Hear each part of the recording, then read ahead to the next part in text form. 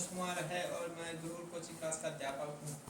I hope आप लोग स्वस्थ होंगे, मस्त होंगे, तंदुरुस्त होंगे। आइए आज का पहला टॉपिक पढ़ेंगे जो चैप्टर फर्स्ट से रिलेटेड है नवोदय की कक्षा से।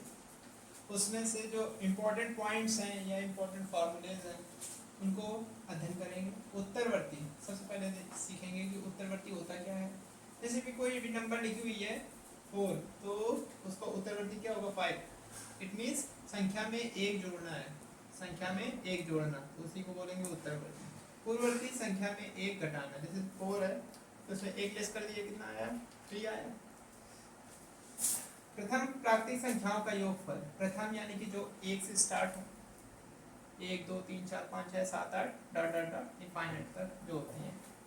प्रथम 30 प्राकृतिक संख्याओं का योगफल इस फॉर्मूले से लगेगा।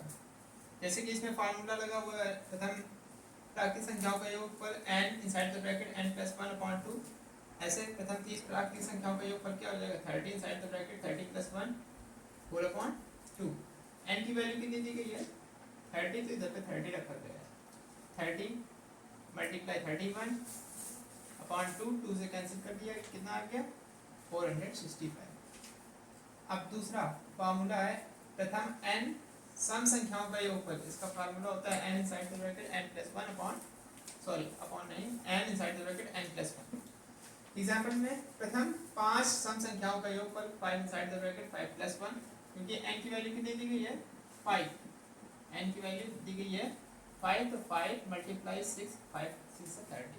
इस तरीके का क्वेश्चन पूछा है, या आपसे इस तरीके का क्वेश्चन पूछ सकता है 1 से 10 तक सम संख्याओं का योगफल। तो इसमें देखेंगे 1 से 10 के बीच में कितनी सम संख्या आ रही हैं 2 4 6 8 10, यानी कि टोटल हो गए 1 2 3 4 5 5 आ रही है। तो प्रथम 5 प्राकृतिक संख्याओं का योगफल 5 इनसाइड द ब्रैकेट 5 + 1 5 × 6 5 6 30 आंसर आ जाएगा।